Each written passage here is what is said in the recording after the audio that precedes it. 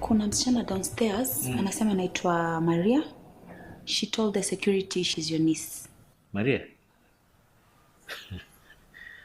Maria is here?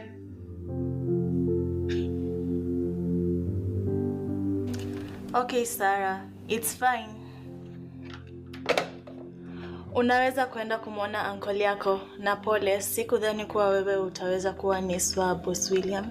Saa zingine wacha hiyo kimbele yako na ufanye kazi. Si tuende ama?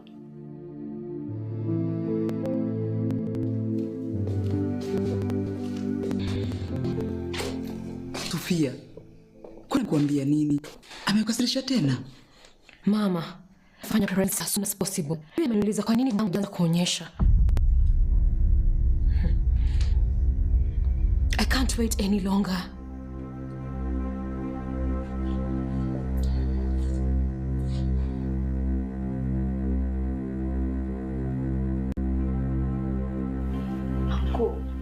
Hiyo kitu yenye kukuja huku juu imefanya nisikie vitu kwa tumbo. Lakini hata itishi.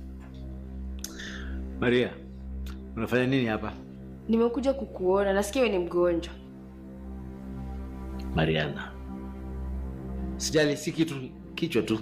Lakini nasikia ulikuwa kidogo waanguke. Usijali wewe, haitatendeka tena. Hebu ngoja tukuangalie.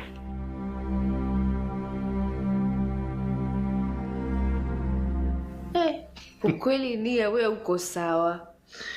Alafu unakumbuka venye nilikwambia, si ndio? Nitakuja nifanye kazi hapa, si ndio? Nikusaidie. Sasa mimi ndio huyu hapa. Okay.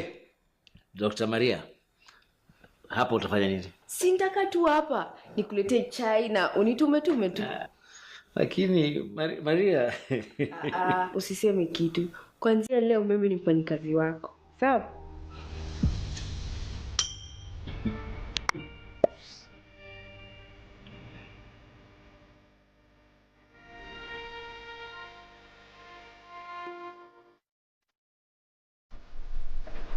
Dad, how's Maria's behavior at the office? what do you think? Let's just say she's interesting. How did she even end up working in your office? Mom, I think she did it out of good faith. I mean, she's grateful. You're just like your father when it comes to that girl. You should see how dedicated she is to me.